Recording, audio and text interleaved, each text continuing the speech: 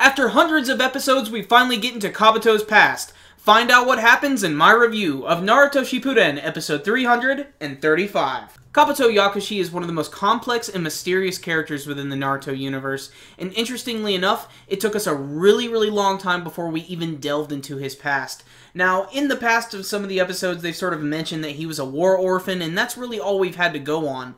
But honestly, we've known nothing, and this episode was really great because they're finally starting to focus on his backstory, which frankly I think was really well done, and honestly was kind of tear-worthy. Your mileage will vary depending on how you like this episode, but I'm really glad that we're getting into Kabuto's past because it makes him that much more of an interesting character. You action junkies will get a little bit of something too. In fact, I really love the scene where Kabuto is continuously trying to get Sasuke to come over to his side. He's like a Sith Lord. He's basically trying to make him betray Itachi so that he can get him to come to his side. And we all know that Kabuto is just going to screw him over eventually anyway. But Sasuke isn't having none of this. Itachi isn't going to let this happen at all. And this is all leading up to this really big moment where Itachi declares he's going to use a very special genjutsu on Kabuto known as the Izanami, which is the counterpart to the Izanagi.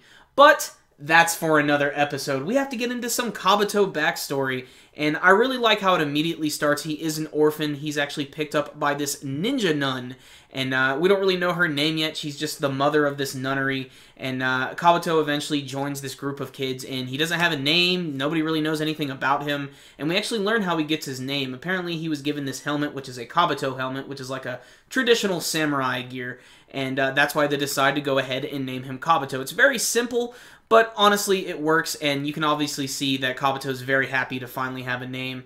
But at the same time as all of these flashbacks are going on, Kabuto is still lamenting over the fact that he's still a nobody. He's never had anything. The most important scene in this episode, though, was at the end when Kabuto was spying on a lot of the people at the nunnery, and they got upset that he was listening, and he didn't know anything about the rules of the curfew, so they try to teach him by looking at the clock, but that's when they learn that he can't really see anything, and I feel you, Kabuto. I know what it's like to have to wear these glasses. And yes, I always do think it's funny when Kabuto has to do this, because I do it all the freaking time. You people with glasses know exactly what I'm talking about. But I'm going off on a tangent here. Essentially what happens is the mother gives her glasses to Kabuto and he's able to read the clock. And this is really sad because he starts to cry and he's really upset about all of this. And you think this is almost like a big uplifting moment, but in the background you hear the current Kabuto talking about it and he's like, my name was something that was just given to me and my glasses are just a tool. I'm still a nobody. I'm still nothing.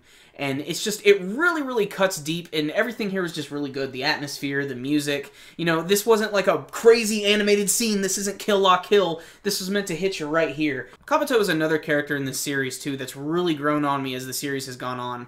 When he was first introduced, he was really unassuming. I hated his character. But the minute at the end of the Chunin exam when you finally realized who he was and how crazy he could be is when, like, his whole Pandora's box of a character was truly opened. And it took a really long time for him to come to this moment. And he truly has evolved. I love how in the flashback you get to see him as a kid and then they transition to the current version of Kabuto. You can just see what he's become.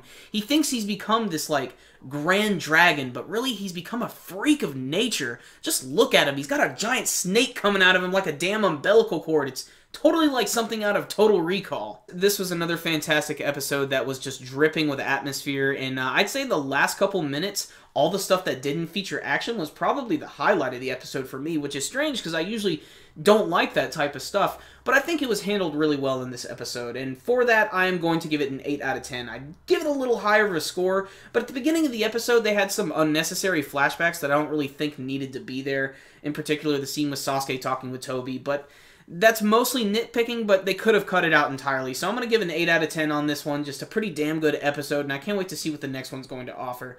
So I liked this episode of Naruto. I thought it was really good. But how about you guys? How did you feel about this week's episode getting to delve into the backstory of Kabuto Yakushi? You can let me know with your comments below. Remember, guys, before you leave, make sure and hit that like button so you can give this video a thumbs up. Absolutely one of the best ways to support our videos. So I'll see you next time, guys. Super Kami Guru 9000.